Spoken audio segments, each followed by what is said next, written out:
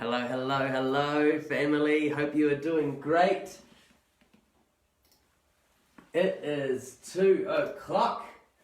2 o'clock, which means it's action time, and I am delighted to be connecting in here with you guys. So welcome, welcome, welcome. I hope you've had a glorious morning. I hope you've had a beautiful day. I know, gosh, I loved last night. Man, I loved last night. Hey, Azal from Myanmar is watching. Yes, good to have you here, my buddy. Oh, hey guys, really good to have you. Hey Jane, nice to say hello. Always love saying hello, so chuck up a hello and how you doing? I'm really happy to be connecting. Sandy, great to have you here. Christine, wonderful. Oh gosh, love you guys. Rosa, yes, look at all these wonderful people, and Jane and Jared, Choice, bro. The names flash up quite quickly. Hey, Turahui, welcome. Did I say that right? Turahui and Azal, Christine, yes, great to have you guys. Love you so much. Hey, what I love, oh man, I just loved last night. Just give me a thumbs up if you loved that message last night about the beautiful journey. Who loved that? Who enjoyed the beautiful journey? Man, I thought that was so powerful. There was so much goodness on that last night. So, Choice, yeah, stoked you guys like that. Hey, Shilpa, good to have you, girl. Yeah, man, I love that. That message revolutionizes our whole world, and just so powerful. Why don't you chuck out just one thought? If you can just put up a one-word comment in the comments of one word that stood out to you that was like, man, that was powerful. Yes, Neil, you'll want to catch that one up. It was awesome. So put up a one-word comment of just something that stood out to you from the beautiful journey. I'd love to hear some of those things. What have we got coming up? Who's going to chuck something up there first? Someone's coming. Dun, dun, dun, dun. People are typing. One word that stood out to you from last night from the beautiful journey. Great to have you on board, Neil. Freedom. Oh, what a beautiful word. Oh my gosh, that's massive. Delight. Oh, hey Shilpa. Yes, freedom and delight. Man, those should be like compulsory themes. If anyone's going to preach the gospel, freedom and delight should be just an absolutely compulsory dynamic, compulsory part of it. Oh, look at this. Resilience. Yes, great word, Kiri. Great to have you with us, Kiri. Awesome. Oh, delighted. Yes, great word, Azal. Oh, agape love. Absolutely, Sandy. That's the divine love. Divine love is agape love. It's not anything like human love. It's a love that has no price tag whatsoever. It's an unconditional love. Oh, Christine, yes, surrender. Isn't that massive? That's huge. Surrender is huge. So, wow, that's a powerful word. Wow, so we explored this whole concept of the orphan spirit, or the orphan mindset, or the orphan paradigm, and versus a mindset of sonship, or a spirit of sonship, and that paradigm of sonship, and contrasted those. And so they were massive contrasts. And the orphan spirit is founded, we looked at these roots in the orphan spirit of inadequacy and of a belief in lack, but it actually goes deeper. The foundation of the orphan spirit goes deeper than that, and we're going to go deeper today into the foundation of really what the stronghold of the orphan spirit truly is, what really grips humanity in bondage, the number one core issue that's actually binding up humanity at the very core of our being. We're we're going to explore that and get into that and unpack that and find out how we can get set radically, completely free from that thing. Oh, Tanya, worthy, great word there. That is awesome. So in this video today, we're going to explore how to really cut off the root that binds us at the very core of our being. Will, good to see you, my man. Great to have you guys all jumping on. But I want to pray. I want to let you guys know as well. Hey man, Will, it's good to have you, buddy. I just want to let you guys know as well that I'm praying for you. I'm not like an intercessor as such, but I do spend a lot of time delighting in the Trinity, delighting in prayer, and I have been praying for you guys, and I'm really excited. I really believe that Papa is all about upgrading your normals, baptizing you in love, increasing those love percentages that we looked at the other day. How about you just give a shout out or a thumbs up if you feel like the levels of love in your world are increasing already. Hey Clive, after just a couple of sessions, who feels like the levels of love in their world are like dunk, dunk, dunk, dunk, dunk, just chugging on up a little bit? Yep, we've got some thumbs up going. Why don't you chuck down as well some percentages of who's feeling the love? Where are you at on your love tanks? Wow, look at that. Lots of love going down. Lots of response on that one. Wow. Why don't you chuck out a percentage of where you feel like your love levels are at? Oh, Catherine. Hey, good to see you. Whoa, I'm just getting baptized in love right now speaking about it. Whoa. Jane is feeling super uplifted. Tanya definitely feeling the love. That's awesome. Oh, wow. Hey, yes, it's great to have you live, Turahui. So great to have you live as well. So who? Just chuck out there. Hey, Will, chuck up there some percentages. Oh, up at least 20%, Jane. Whoa, that's amazing. That's amazing. After 2 sessions, your love levels are going up. Whoa. Neil. 40, he's at 40%, but mate, that's awesome. Like, vulnerability's awesome, and that's heaps of room for growth. So that's exciting. Hey, Alicia is joining us. Sandy, up 50%. Whoa, 75% for Turahui. That is ultimate, and we're going to just see these love levels that people are experiencing going up and up. I'm feeling the love right now, and I love it. Oh man, I want to preaching on love and bliss is so good for you, because what you give your attention to begins to manifest in your world, and man, love is getting me real good. But I want to pray. Oh, Rosa, 50%. Sharon's joining us from Kerala, India. Great to have Sharon on board. Wow, increased. Tanya's increased. Christine is topping up, maxing out at the filling of the love tanks. That's awesome.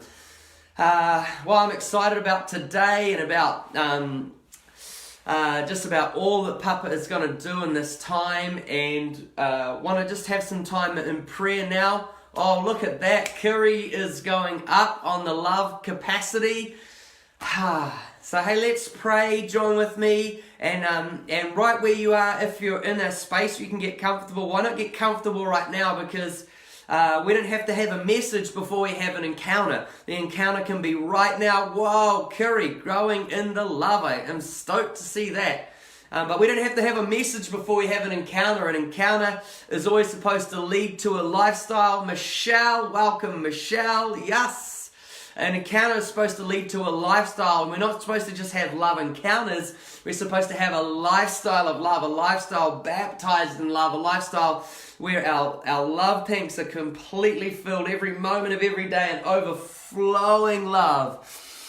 Oh yeah, totally, Turahui. We don't need to have a counterfeit. We don't even need counterfeit ecstasy when we can tap into the real thing. Divine ecstasy. Whoa, free, and it works perfectly, and it's a great trip every time, if I'm allowed to use that metaphor. But Papa, right now, we welcome you. Holy Spirit, we honor you. We love you. Jesus, we bless you. We lift up your name, Jesus. We honor you. We glorify you. Jesus, you are the King of Kings, and you are the Lord of Lords. We thank you for your glory right here, right now. We thank you for the tangible manifestation of your glory. We thank you for the wonder of your being.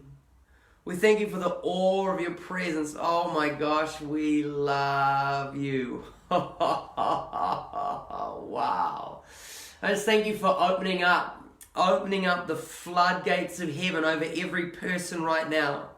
Whether they're watching live or delayed, we thank you for a baptism in your love breaking out over every single person. We thank you for a deluge of your love. Whoa, a major outpouring. Whoa, a major outpouring of your love right now. Whoa. I thank you for every heart being saturated in love. Trinity, right now I speak to these hearts and I prophesy to these hearts and I say, hearts, receive the love like never before. And I speak to everything that has restricted and inhibited their capacity to receive love. And I just command those things to melt away in the presence of your love, in the presence of your fiery, all-consuming love. I just command everything that's restricted love, that's inhibited their capacity or in our capacity to receive love. I command everything that's restricted our capacity to love to just melt away now in your glory. Wow. And Papa, I thank you for a massive release, a tsunami, a tidal wave, a baptism, an overflow, a deluge, a breaking forth of the fountains of the deep, a pouring out from the floodgates of heaven. Whoa, of a baptism in your love. That we would freshly be swallowed up in the wonder of your presence and the wonder of your love and the wonder of your delight. Whoa, that it would consume us afresh and that the fire of your love would get under our skin. The fire of your love would burn in our hearts. That there will be a blazing, fiery impartation of love. Whoa, taking place right now. Whoa, let that love burn and blaze inside of us. And let there be a spirit of wisdom and revelation released in this time right now. Let there be a spirit of wisdom and revelation released over all those who hear these words right now, that as they hear these words, a spirit of wisdom and revelation would explode over them, that hearts would open like never before, that hearts would soften, that eyes would open, that ears would open to hear everything that you want to say, Trinity. That everything you want to say would be heard loud and clear, and that your word to us would hit us exactly where you want it to go. That your word would be powerful, infused with love and liberating freedom in Jesus' name. Whoa.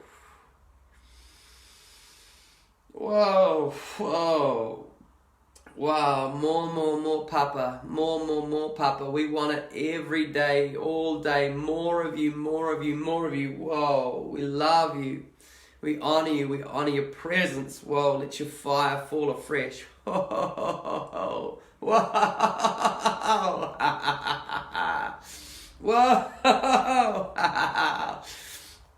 Oh, wow. Hey, guys.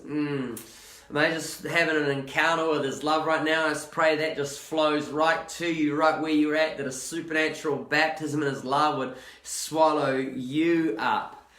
Oh, man, I remember so many years lived in disconnection and isolation and separation, and it was so hard to have to experience the presence of God. But right now, and just like that, now sonship is an effortless union with the Trinity. Whoa, an effortless participation in the bliss of their love, the bliss of their delight. And it's not distant, it's not far away, it's constant, it's ever present, it's effortless. And so I want to encourage you in this journey that, whoa, Sandy's belly's on fire with love. I just want to encourage you in this process that you're going on, that it is so worth going into those places of like those scary places of total surrender. It's so worth diving into those places of our secret sins. It's so worth going into those places of our ultimate shame and the places of our greatest self-hatred and condemnation, and letting the love of the Trinity break into that part of our being and expose all that darkness and flush it out with love and light.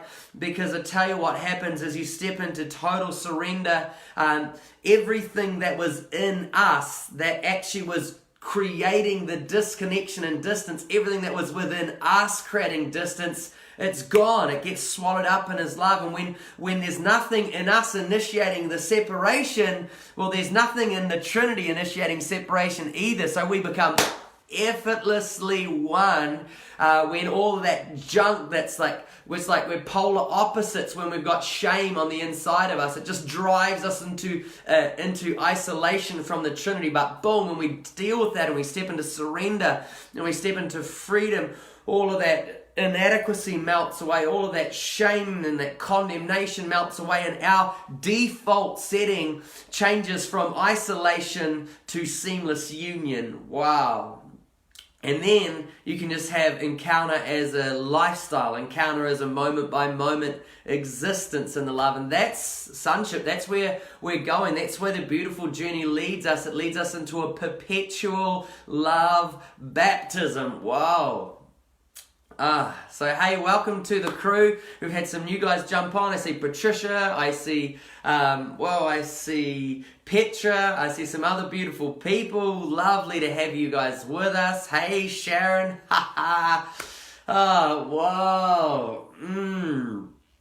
So we're going to explore this topic today. Oh, these are all some of my favorites. Wow. It's Jesus reveals the Father. Oh, Jesus reveals the Father. Now this is so huge. What a topic. It is so huge.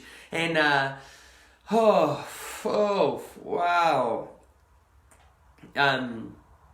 I think I want to start with a story. I think I just want to introduce you guys to a friend of mine. Wow. Monica, welcome. Good to see you from the UK. But I'm going to start with a story of a friend of mine.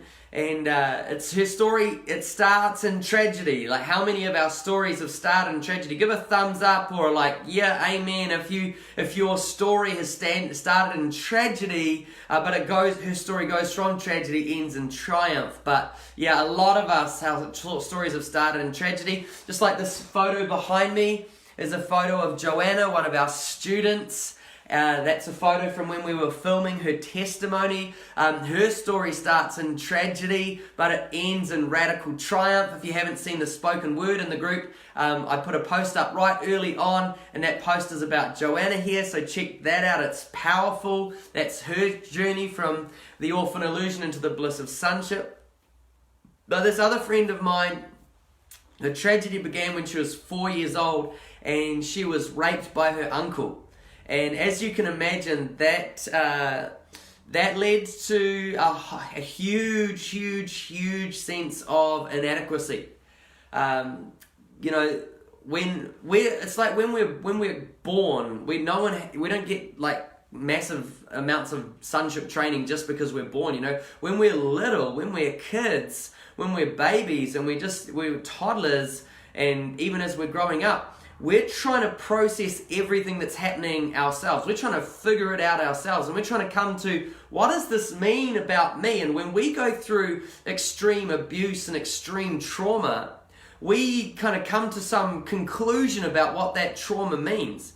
And for my friend, she came to the conclusion that this trauma and this life experience defined her as inadequate. It defined her as unworthy. It defined her as completely unlovable. And on top of an experience like that, her own father said to her face, "No one could ever love someone like you." Wow.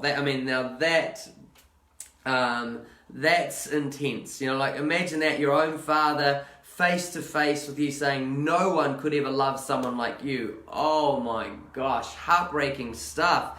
And that sense of inadequacy just built up, inside of her. From the time she's a little girl, she's carrying this huge sense of inadequacy. The shame grows, the condemnation grows, the self-hatred grows, the isolation and disconnection grows, the sense of unworthiness and unlovable just grew for her. And then she, as she grew older, she had other traumatic experiences, kind of more abuse, and she got into a relationship.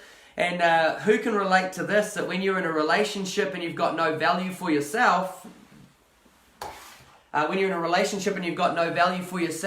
won't have, you won't really care how people treat you. And so she got into this place where she was being really, really badly treated, a really abusive relationship, and she was in there for a long time. And then so she's just been living in this abusive relationship for a long time, hating herself for years and years. And so anyway, she comes to this place, right? She comes to this place where she's just full of self-hatred. She's full of condemnation. Yeah, to Huria, why would you say that? It's just exactly the opposite of what a kid wants to hear. The kid never wants, that's the worst thing, isn't that one of the worst things that a kid could ever hear, that their own father saying no one could ever love you, but it happens so many times. And so she's in this dark place after years and years of self-hatred and just fear. Her world was racked with fear and anxiety to the extreme, and all of this stuff attached to the orphan illusion. And when she's in this place, all just surrounded by darkness, she's in her bed one night and she hears this voice speaking to her through her darkness. It's like I described last night about this prison we create for ourselves. We've been so broken that we put up all these walls around ourselves to protect us from being abused and protect us from being broken, and protect our trust from being broken and our hearts from being broken. And what we don't realize is that all these walls of isolation, all these walls of isolation become a prison, and they actually stop the love coming in. And so she was like this little girl trapped in this prison, and this prison where she was living in a radical love deficit, just a dark dungeon of a lifestyle, lived in this dark place. And that was her existence, that was her normal. But into the darkness, this voice speaks. In the night, she's lying on her bed and she hears this voice speaking to her, and this voice says, "I love you. I miss you. I love you. I miss you." And she's like, "Oh my gosh, what is this voice? What is this voice?" She has no idea what this voice is. She has no idea where this voice is coming from or who this voice is. But this voice begins to speak out to her. It begins to call to her in the darkness in the night. And she gets wondering, and she says, "Wow, could this possibly be God? Could this possibly be God?" So right there in the height of her darkness, in the height of her isolation and condemnation and shame and self-hatred and fear and stress, boom, it's like we spoke yesterday we spoke about the spirit of adoption. It's the Holy Spirit drawing us, calling us, and the Holy Spirit's longing to bring us back to Eden, bring us back to the place of delight, where the Trinity conceived humanity. Hey Lisa, the Trinity conceived humanity in delight.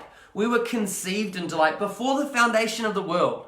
The Trinity saw you. They knew you. Jeremiah, the Lord says, "Before I formed you in the womb, I knew you." That's the word yadar. I had intimate experiential knowledge of you. And so before the foundation of the world, the Trinity knew you. They loved you, and they created you because they didn't have one of you, and they wanted one of you, and you were always the focus of their delight, and you were always marked by love. It's how you were created. You were born marked by love. And so the Trinity conceived us in delight before the foundation of the world. And the Trinity conceived my friend in delight before the foundation of the world, and destined us, planned in love for us to live in the context of delight, in the context of Eden. And the Holy Spirit reaches out to us in our darkness, and us in our love deficits, and our sense of inadequacy, and our sense of shame and condemnation and self-hatred and isolation and fear and stress and worry and all the pressures.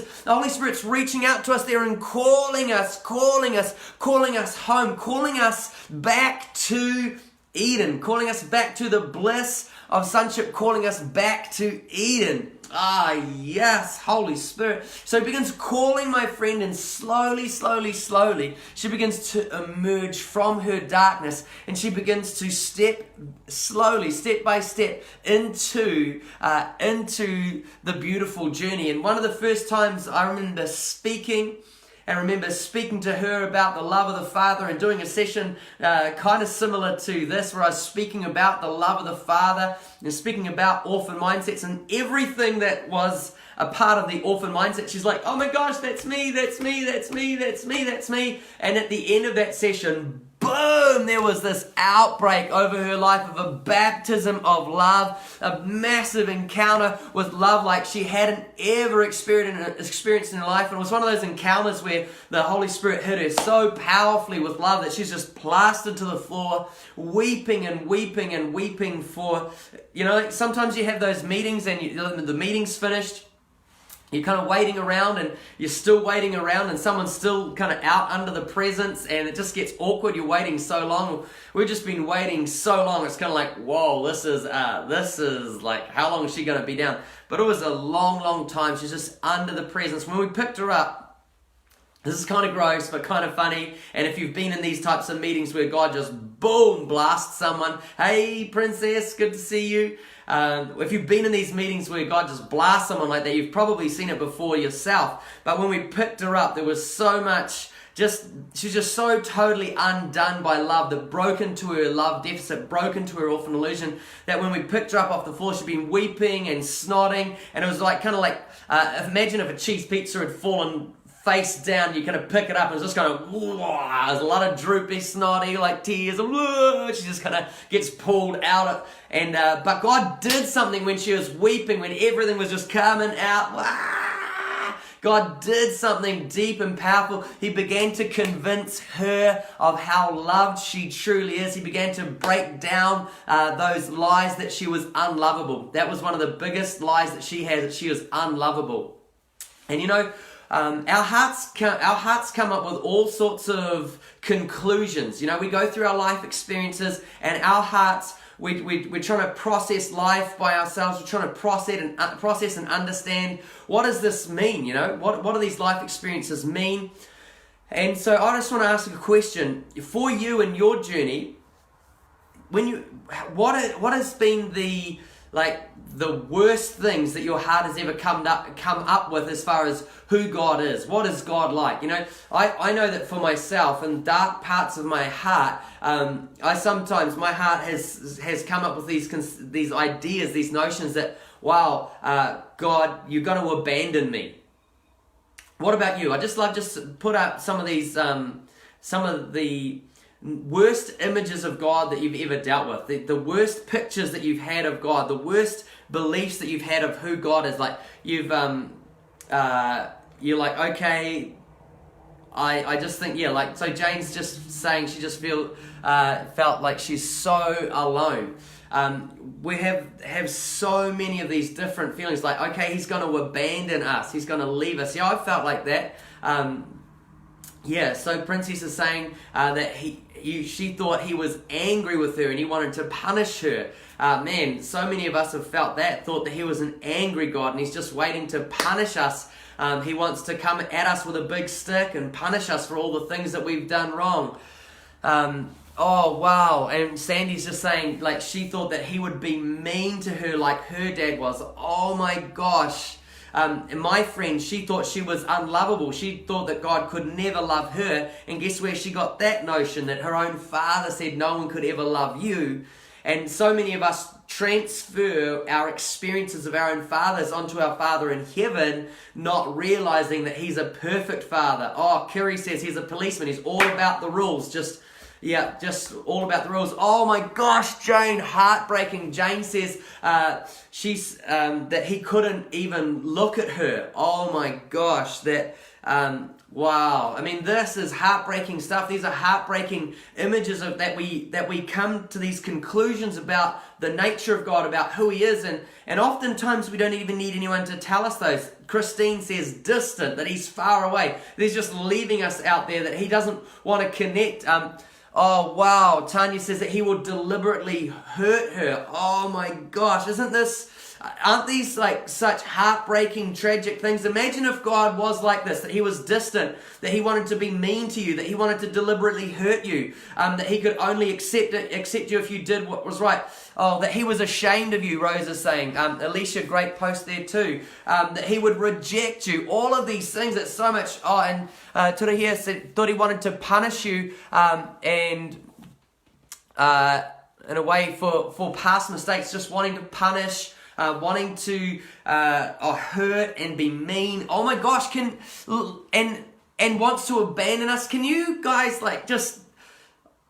this is crazy. I mean, this is who we have come to the conclusions of the nature of our Father, and so many of us still carry these conclusions even when we're in church.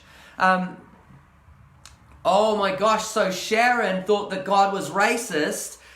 Sharon thought that God only loved white people. Wow, so God is gnarly as... He's a pretty mean dude. Can you... No wonder that we're struggling to connect with Him. No wonder that our default setting at the core of our being is actually isolation. No wonder that we actually initiate distance from Him. Because who would want to connect with an angry, racist God who's mean, who wants to deliberately hurt you, who wants to punish you, who's just policing you, who's like, okay, I'm only going to accept you if you perform, if you follow all these rules. No, my gosh, that's heartbreaking stuff. No one would want to be connected with a Father like that. No one would want to be connected to a God like that. That is just crazy. It's just like, oh my gosh. And especially if you contrast that with how things formed. Katya says that he approves of the evil world and actually wants it to be that way. Whoa, that he loves all the chaos and the suffering, and he wants you to go through all the suffering, and he wants you to live in all this brokenness, and he loves you in pain, and oh my gosh. So can you just see how crazy that is in contrast with the Trinity? When we looked at the message in the beginning, when we looked at the Trinity is an unbroken cycle of divine love.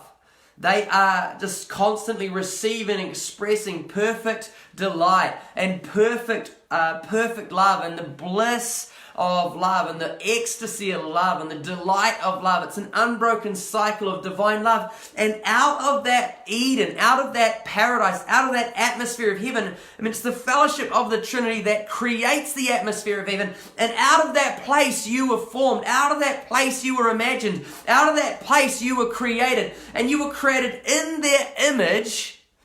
And here's one of the reasons that we were created in their image, so that we could be mutuals. You know, that we could have mutual love, so that we could be equals, so that we could equally receive love and equally express love. We were created as equals so that we could equally participate in the dance. They always wanted us to share in this delight. If that has always been their intention, that is still their intention, that is what they have always longed for, is that you and I would participate seamlessly, effortlessly, constantly, perpetually, every moment of every day, wrapped up, smothered, baptized in love and participating in the divine dance. This is what they've longed for since before the foundation of the world. This is what we were created for. That's what they're longing for.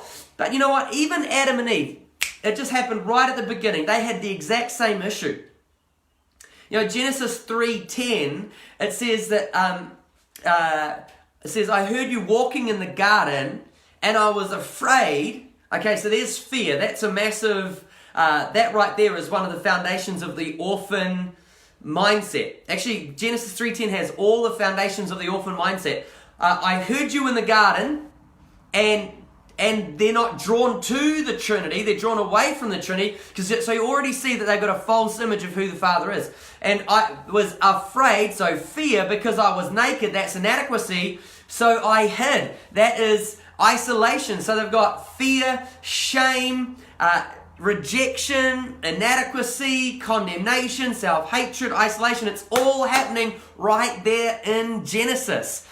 And we're all struggling with the same thing. So if you go deeper than the foundations of inadequacy, and if you go deeper than the foundations of lack in the orphan mindset, you get to the absolute core, the root core of humanity's issue, which is a false image of who God is. That's it right there, guys. If there is a number one root to all of humanity's issues, this root here, it's deeper than inadequacy, it's deeper than lack. It's actually, this is what produces inadequacy, this is what produces lack, this is what produces all of the orphan illusion manifestations are founded on this one thing, a false image of who our Father in heaven truly is. That's our number one issue. More than any other issue that we have, our number one issue is a false image of who our Father in heaven truly is. A false image of who our Father in heaven truly is. That is the number one issue of humanity. That's it. And you know what? That number one issue of humanity, guess what? It actually started before the fall. Okay, so Adam and Eve, this might be a big concept for you, but it's true. Adam and Eve walked as orphans before the fall. Okay, they walked as spiritual orphans before the fall, and that's why they fell. Genesis 3 and Matthew 4 are direct contrasts. So in Genesis 3 you have the temptation of Adam and Eve, and in Genesis 4 you have the temptation of Jesus. Now Jesus is the model for what sonship looks like. So if we want an example of what sonship looks like, we just see Jesus, and Jesus demonstrates when the enemy comes to tempt him, boom, he beats him down completely. Every time the enemy comes up with something, Jesus says, it is written, it is written, it is written, it is written, it is written. He is rock solid, and he demonstrates that when we walk in our sonship, we walk in victory over the enemy. We'll walk in victory over darkness every single time. There's not one time when we're walking in our sonship we will ever participate with darkness in any shape or form. Jesus demonstrated that. He demonstrated normal life in sonship. He demonstrated what it means to be a son. This is who we are. He didn't just come as an example for us. Jesus came as an example of us. He defines our identity. So, just put it like, whoa, or like, oh my gosh, if that's the first time you've heard the concept that Adam and Eve walked as orphans before the fall. So let me get into this. Anything less, yeah, totally. Genesis 3, orphan spirit. Matthew 4, sonship. Matthew 4 is the redemption of Genesis 3. So the core issue that humanity has is that we have a false image of who the Father is. Now, when Adam and Eve were created, they weren't created with an inbuilt chip that knew exactly who God was. Whoa, yeah, Rosa, hey, Needham, hey, good to have you from India. So, yeah, it was... they walked as spiritual orphans before the fall because they weren't created to know everything. Adam and Eve didn't know everything when they were created. Now, the crazy thing is that they didn't get the revelation that Eden was trying to communicate. So think of this.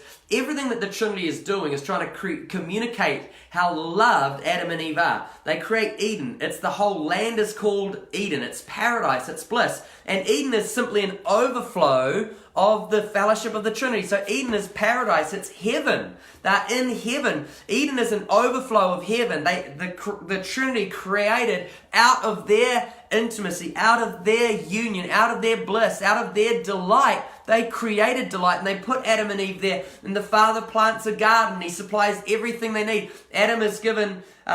He's given the wife of his dreams. He's given global dominion. He's given...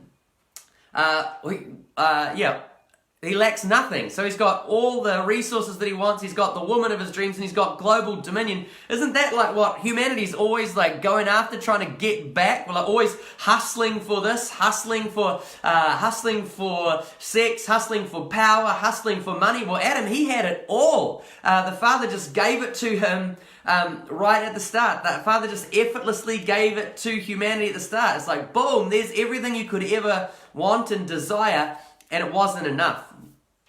The issue that they had is, even in the midst of that, Adam and Eve didn't catch the heart of the Father, didn't catch the heart of the Trinity. And so this issue that we have of a false image of who the Father is, it began right at the beginning. And it's always been humanity's number one issue. It's still our number one issue now. It's your number one issue. It's my number one issue, that we have a false understanding, a false image of who the Father is.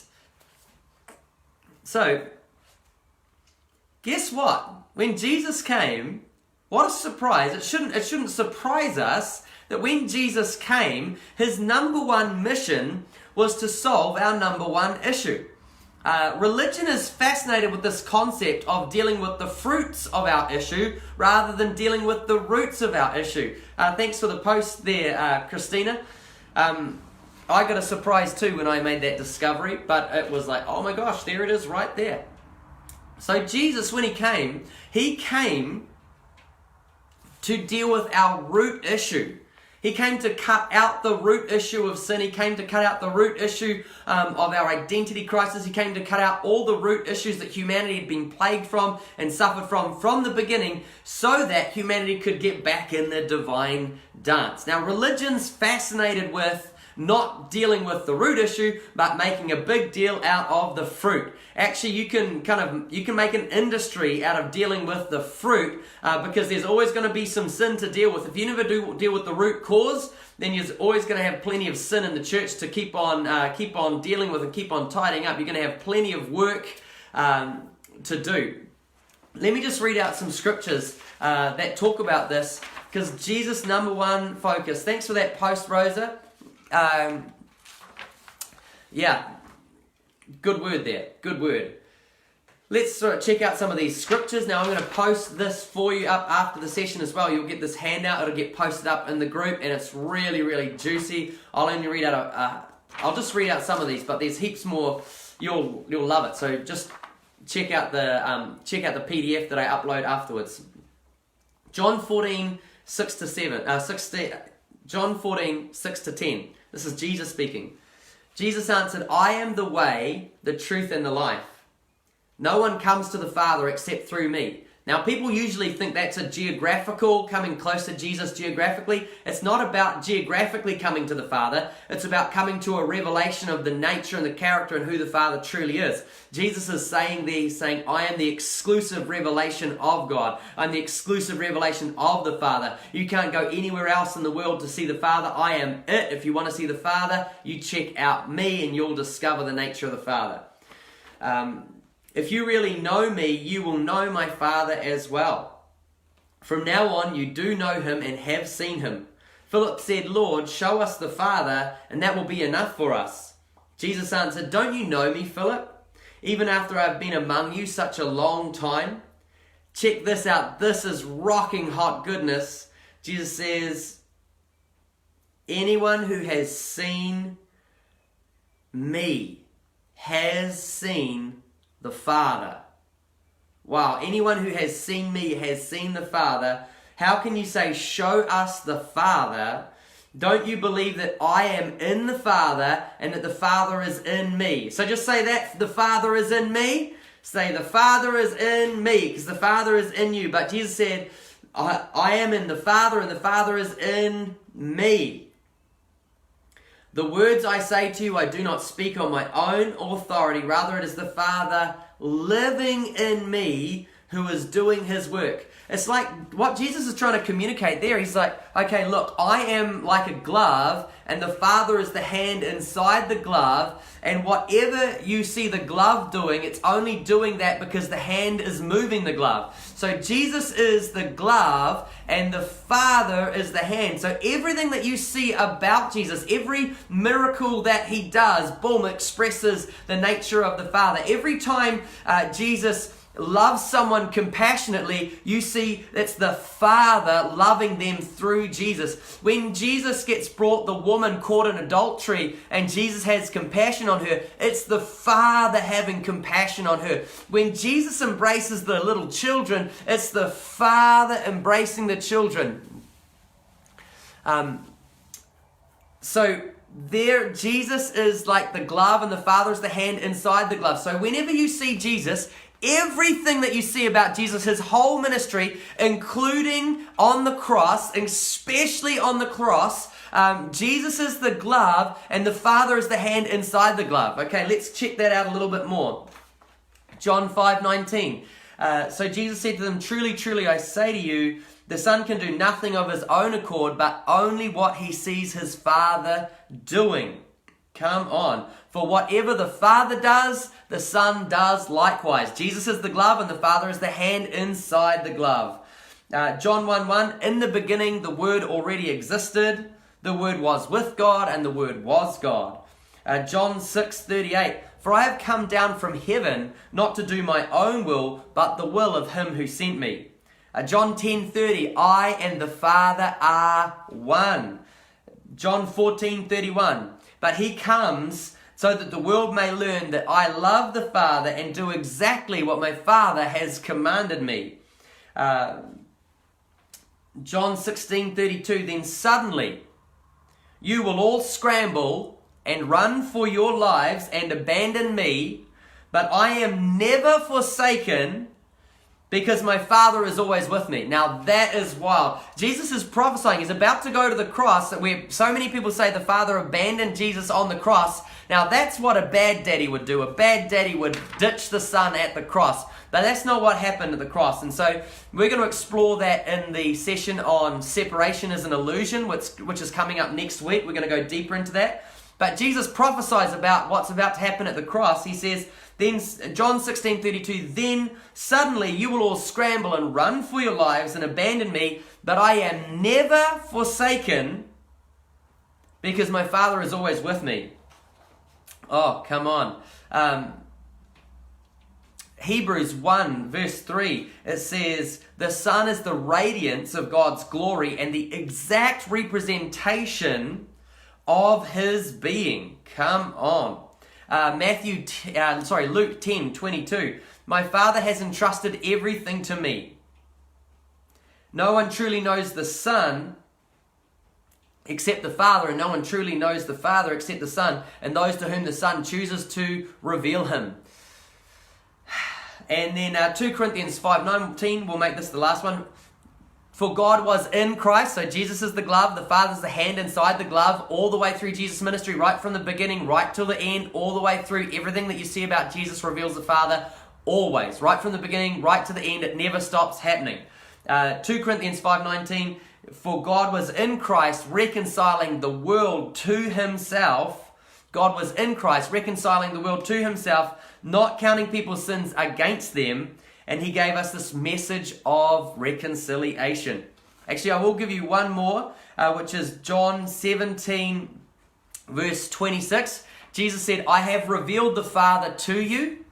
Check this out. You're going to love this. "I have revealed the Father to you, and I will continue to reveal him to you, in order that the love that he has for me may be in you and may be felt in your hearts." Boom, right there. Right there. That's the heart of the gospel right there. That's the epicenter of the gospel right there. That is the epicenter of the gospel. Jesus said, John 17:26, "I have revealed the Father to you, and I will continue to reveal him to you, so that the love that he has for me may be in you and may be felt in your hearts." Oh my gosh, this is the whole point of Jesus' ministry. Somehow the church missed this, but Jesus, he was over the top about the Father.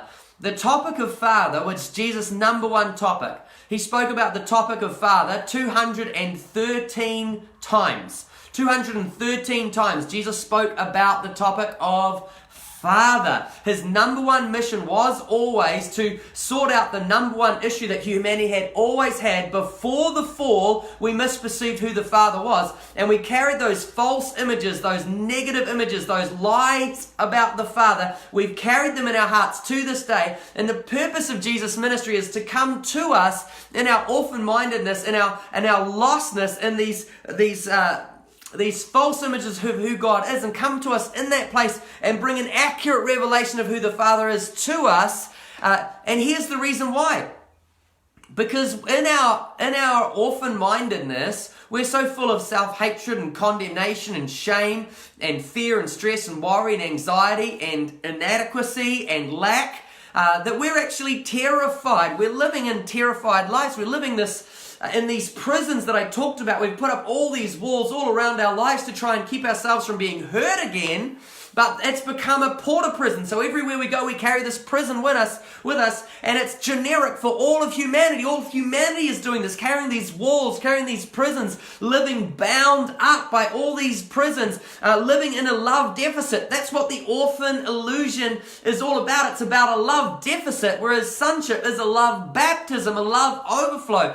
And so Jesus is coming to deal with the root cause of our separation and isolation and condemnation and shame by revealing the Father to us. The mission that Jesus has is he's got to get humanity out of our prison. He's got to get humanity free from this place of isolation that we have come to, and we are terrified of God. Whoa! And how crazy is that? Even though we're in this prison, and we're terrified of God. We've got these negative images of God. He's going to be mean to me. He's going to be cruel. He's a racist. He only loves some people. He doesn't love me because I haven't done enough. I'm not enough. All of this junk that we've got, and somehow the mission of Jesus is to reach us in our isolation and false images of God and draw us out from that and bring us back into the fellowship of the Trinity.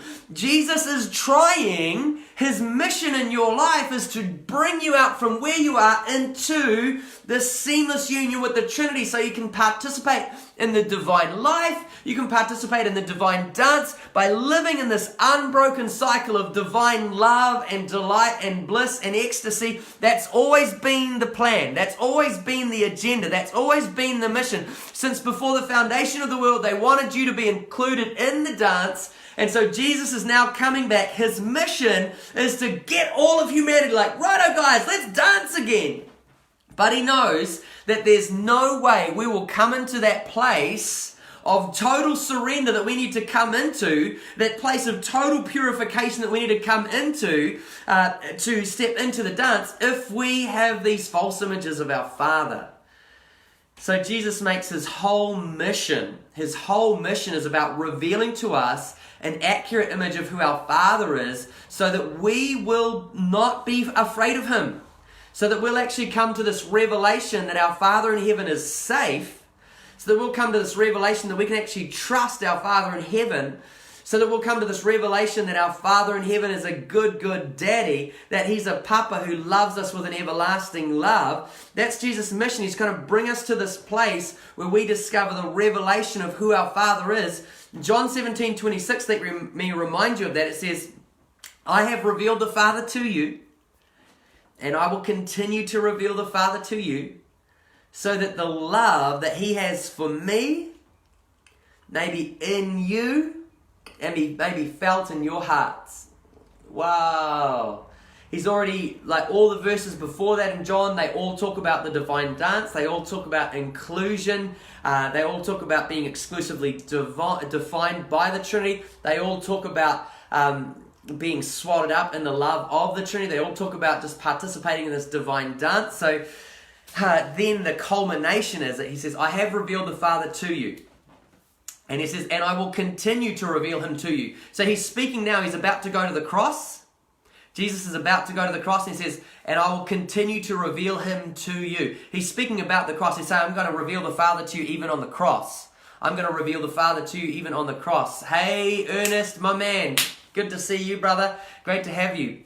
So Jesus is saying, I have revealed the Father to you in everything that I've done, and I'm about to take it to a whole new level on the cross. I'm going to reveal him to a whole new level, so that we know who he is, so we can see his nature and his character, so we can see his kindness and his gentleness and his love and his compassion and his unconditional acceptance, and come to this place where it's like, oh my gosh, we're loved, we can trust him, we can surrender totally, we can step out of all lack and all inadequacy and come to this place of total surrender and embrace absolute perfect purification. Well, thanks for all the comments, guys. I love the comments. They're real encouraging when I'm sitting here in my office talking to this camera. So cheers, chirp to all the good comments, and welcome Lionel as well.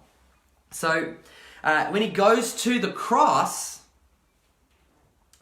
this is the wild thing. The cross is the greatest revelation of the Father. Now, Jesus says something radical. Let me drop a bombshell on you here. In Matthew 24:14, I'll read it to you straight from the Bible. Matthew 24:14, Jesus says, "And this gospel of the kingdom will be preached to the whole world as a testimony to all nations." So, all right, we'll catch you, Sandy. We'll catch you soon. Jesus is, here he says in Matthew 24:14, he says, "And this gospel of the kingdom will be preached in the whole world," or to all nations, which is awesome. So that gospel, right? This is the gospel of the kingdom. This is the gospel that Jesus has been preaching. The whole ministry Jesus has had, he's been preaching this gospel. And he's been training his disciples to preach this gospel. And he's prophesying that this same gospel that they've preached, that he's taught the disciples to preach, is the same gospel that will be preached to all the nations. So one thing that we can understand of what Jesus is saying from that, now bear with me because this is a massive point. One thing we can understand from what Jesus is saying there is that he has already fully preached the gospel. Jesus fully preached the gospel. Jesus is the founder of the gospel. He is the pioneer of the gospel. He established the gospel, and he said that the same gospel that he preached is the same gospel that would be preached to all the nations. Now here's the radical dynamic to that. It means that this gospel that Jesus preached before the cross is going to be the same gospel that's preached after the cross. So he's saying the cross is not going to add new information to the gospel. Whoa, that should hit you like a bombshell. That rocked my world when I discovered that. The cross was never supposed to add new information to the gospel of the kingdom that Jesus had already preached, that he trained his disciples to preach, and that he prophesied would be preached to all the nations. So, oh my gosh, that's right. The gospel is not supposed to add new information. The cross is not supposed to add new information to the gospel. But what the cross is supposed to do, what we're supposed to see at the cross, is the most spectacular, most phenomenal, most extravagant, most outrageous revelation of the nature and the character of the Trinity, of the nature and the character of the Father that the world has ever seen. There is no greater revelation of the nature of the Father, no greater revelation of the nature and the love of God other than the cross. So here's how that works. Jesus goes to the cross, right? 1 John 3:16 says, "This is how we know what love looks like. Christ laid down his life for us, that we might lay down our life for our brothers." So Jesus is demonstrating for us what love looks like on the cross. He's demonstrating for us what the nature of the Father is. So he goes through everything. He's being mocked, right? Now just ask yourself this, and maybe you can shout out. At what point, just shout out, give a thumbs up or a heads up or like, yep, tap out. Just say maybe tap out or something like that when you think you would stop loving people. You know, would you stop loving people when they came at you and accused you with a mob? They come at you with weapons and they accuse you with a mob. Is that the point where you're going to stop loving them and start judging them? Or would your love last a little bit longer? Would your love last when they imprison you and they beat you and they spit on you and they mock you? Or would your love tap out before that? Hey Leighton, welcome, good to have you. How would your love last? Would your love go on? Jesus is demonstrating that the Father's love is unconditional. It will never relent. It will never withdraw. It will never flinch. It will never draw back. He will always love us with an unconditional, everlasting, radical, intense love that will never stop, never withdraw, never diminish in any way whatsoever. Would your love stop? Would your love withdraw once they nailed the first hand to the cross? What about the second hand? I know that I would be struggling pretty hard to be expressing love and not coming into accusation and condemnation and judging these people with offense and bitterness and hatred if they nailed both my hands to a cross. I'm like, and maybe, hi Leighton, just awesome to have you here too. Or maybe what about by the time they nailed your feet to the cross? Or maybe after they'd flogged you or put a crown of thorns on your head.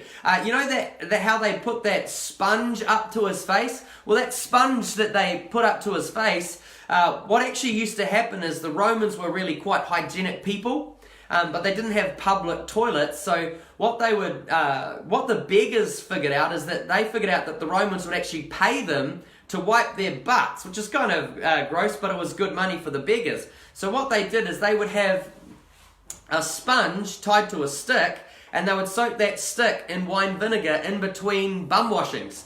So when they weren't washing someone's bum with this sponge tied to a stick, it would be stuck in wine vinegar. And then someone would come, flick them a little coin or something, they'd get the sponge out, give them a good scrub, and they'd be clean as a whistle and good to go. Now that is what they brought to Jesus while he's nailed up on the cross, a sponge on a stick that had been soaked in wine vinegar, and then boom, they shove it in his face. At what point would you withdraw love? At what point would I withdraw love? I don't know, but that is some gnarly stuff that he went through. He's stripped naked. I mean, I would be pretty hacked off if people started stripping my clothes off and parading me through the public arena. But he's stripped naked. And one of the things that happens when you are crucified is there's an involuntary purging of your bowels. So that means that Jesus has urinated, he has defecated, and he's had this poo sponge rubbed in his face. What would you do? You know, what would you do in that space? This is the ultimate humiliation. This is the ultimate offense. If there is something offensive you could do, the greatest, most terrifying, just disgusting level of torture and humiliation. Will you withdraw love? Well, Jesus demonstrates the nature of the Father, that it doesn't matter what we have done to him. It doesn't matter how much we've put him through. It doesn't matter how far we are. It doesn't matter how heinous our sin is, how gross our sin is, how bad we think it is. He is never going to relent in his love. His love is stuck on full volume for you. It has never been turned down. It has never diminished. It has never withdrawn. It has always been on maximum intensity, maximum volume. It's like the love of the Father for you is like a volume switch turned up to full, and it's just stuck on full. You can't turn that love down. You can't turn that delight down. And that is what Jesus is revealing on the cross. And we've got to see that the cross is the ultimate revelation of love. It's the ultimate revelation of the Father. It's like he's saying, there is nothing I wouldn't do. There is no price I wouldn't pay to set you free and to have you back in the divine dance. Now, we're going to explore this more too, but what we've got to see is that yes, the cross is a price. Jesus is paying a radical price on the cross. We're going to explore this concept further as we go on. He's not paying a price for your forgiveness. Jesus already demonstrated that forgiveness is free and effortless. Jesus already revealed the Father's perspective on forgiveness. Anytime someone was brought to him that needed forgiveness, Jesus just effortlessly forgave them. And what was he doing? He was revealing the nature of the Father. In everything that Jesus did, he revealed the nature of the Father. So when he's forgiving people before the cross, he's demonstrating that sin is effortlessly forgiven. Forgiveness has no charge. Forgiveness is free. There's no price tag on forgiveness. But there is a price tag for freedom, okay? There is a price tag for freedom.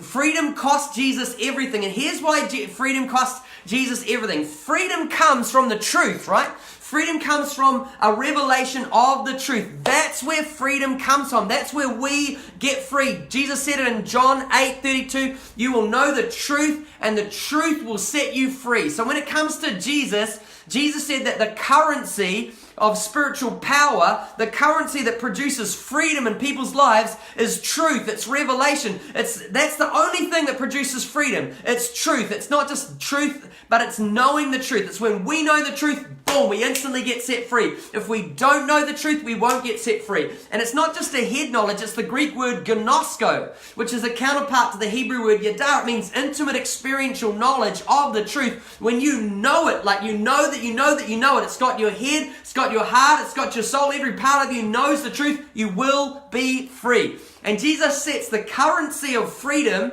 The currency for spiritual freedom is revelation. The currency for spiritual freedom is truth. And so Jesus wants to set you free on the cross. The blood sets you free because it carries a revelation of the truth. The cross sets you free because it carries a revelation of the truth. But what's the primary truth that Jesus is trying to reveal on the cross? He's trying to reveal who the Father is, because our number one issue, the root cause of humanity's pain and strife and chaos is we have not known the nature, the character of who our Father in heaven truly is. So he demonstrates this is the nature of the Father. He is love. He's perfect love. There's nothing that you could do that would ever stop his love, withdraw his love, restrict his love. He will do whatever it takes to demonstrate love. And in seeing a revelation of the Father, here's the other massive dynamic which we're also going to explore. When we see who the Father is, we discover our true identity. We discover who we are.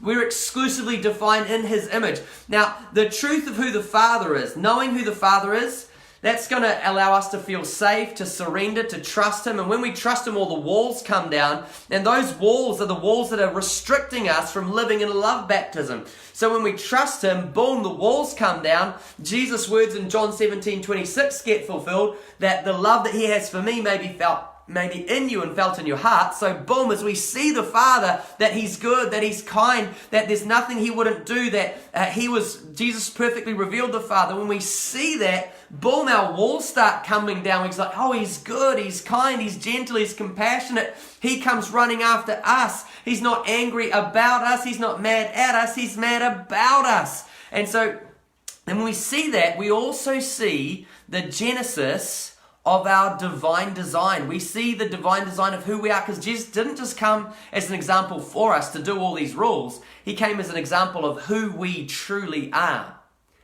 He came as an example of who we truly are. And Jesus understands that the way that you're going to get free is not by telling you what to do, but by telling you who you are.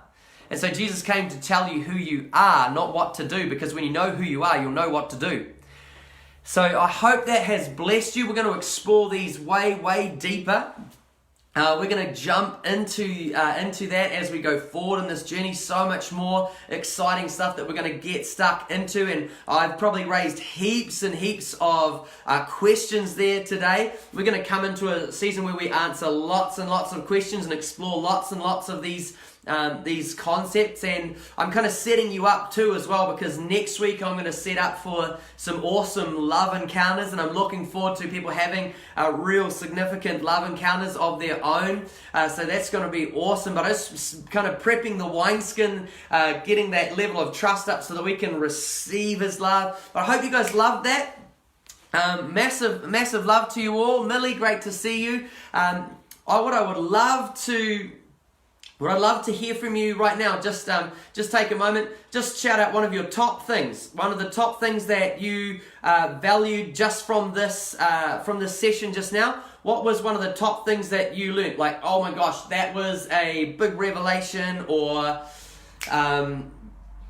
this really impacted me. What was one thing that has been powerful for you in this session? Would love to hear. Just jot some of those down in the comments just now. I'll start reading them out of what people have been getting out of this. And then also do make sure that if you jumped in part way through, make sure that you go back and get this, because this message is gonna be what upgrades your normal. Yeah, Adam and Eve walked as orphans before the fall. Yep, Leighton saying love revealed at the cross. Jane realizing that her core problem is a false image of who God is. Yes, that false image of who God is the foundation for the orphan illusion. If we get rid, the cross didn't add anything. The cross didn't add new information to the gospel. Those are huge. That's massive. Yeah, the Lord came to show us who we are. This is massive stuff. These are huge paradigms that will change your life. When I said upgrade your normal in 14 days in the promotion for this, it's getting these concepts that literally will. Yeah, he loves you no matter what. The false image of God stuff, that's massive. Great interaction, guys. Great stuff on sharing those comments. Loving that. One thing, the Father's nature is revealed through Jesus. Yes. And also Jesus is the glove and the Father is the hand inside the glove. Everything that Jesus does is a revelation of the Father. Boom, that's glorious stuff. What I would really love you to do as well is keep those lives up. There's been some really awesome lives coming in from the family, so that just really helps us connect in with you. So Leighton, Ernest, you guys are awesome peeps. I'd love to have you guys and all of you awesome people. I just love you guys. I'd love to hear 60-second live from you, just a highlight of one thing. Boom, that hit me. That got me real deep. That was powerful. So I hope that's been awesome for you. I have a surprise for you tomorrow. You'll find out, but there is a surprise that's going to come out tomorrow. I think just stay tuned. Keep your eyes on the notifications coming into the group tomorrow because you'll love those. I'm going to put this handout up for you on the website. So boom, you're going to love that. That's going to be awesome. I'm going to start coming out, I'm going to start coming up with some information later on as well on the 12-week as well, going deeper in that. Alicia's just asking, is it the wrong time for a question? No, shoot, Alicia, let's take a question, and I'll see how well I can answer a question for you while we're sitting here. So yeah, shoot a question out, Alicia. Oh yes, Alicia, absolutely. I am going to explain why Jesus said, my God, why have you forsaken me? I'm going to explain that in Separation is an Illusion. So if you look at your timetables, which are up on the website, we have, that's the first session on Monday. So on Monday at 3 p.m, we're going to explore Separation is an Illusion, and I'm going to knock that fella out of the park. Yes, why did Jesus say, my God, why have you forsaken me? Eloi, Eloi, lama sabachthani? So great question, and I've already planned to get that covered because I wrestled with that myself. Monday, 3 p.m. for that one. It's going to be fantastic. And on Saturday, 10 a.m. New Zealand time, we're going to start exploring dreaming with God. So it's a slightly different dynamic, but that is going to be wild. Start getting you activated to dream with the Trinity. Start getting you activated to dance with the Trinity. So the next session coming up is dreaming with God. You're going to love that. How to learn how to unlock the desires of your heart and dream with the Trinity. So love you, massive love to everyone. Jump on those lives as well. I dare you. It's going to be awesome. Can't wait to see your faces and hear your thoughts. And I am just going to pray a quick prayer for us and then going to wrap it up. So Papa, I thank you so much for everyone that's here. I thank you so much for everyone who can hear my voice. And Jesus, I thank you for your word in John 17:26. That you have revealed the Father to us, and you will continue to reveal the Father to us, so that the love that He has for you will be in us and we felt in our hearts. And I just pray that, Jesus, for every single person that can hear my voice, everyone that's a part of this adventure, that your love, that the love of the Father will begin to supernaturally, tangibly, powerfully, extravagantly explode in their hearts, that love would break down every false image of who the Father is, that it would destroy every lie about God, that it would break down every false image of God, that it would destroy all the work of religion and all the work of lies and all the work of the enemy and all the lies we believe from a poor fathering. Lord, I thank you for breaking those down. I thank you for breaking down our walls of isolation and disconnection and separation and drawing us into this place of total vulnerability, total surrender, that all our walls come down so we can be baptized in your love. So I just say, Papa, flood us with your goodness. Flood us with your kindness. Flood us with a revelation of who you are. In Jesus' name, amen. Boom. Love you guys. See you soon. Have a rad day. Watch out for the notifications coming into this group tomorrow. See you.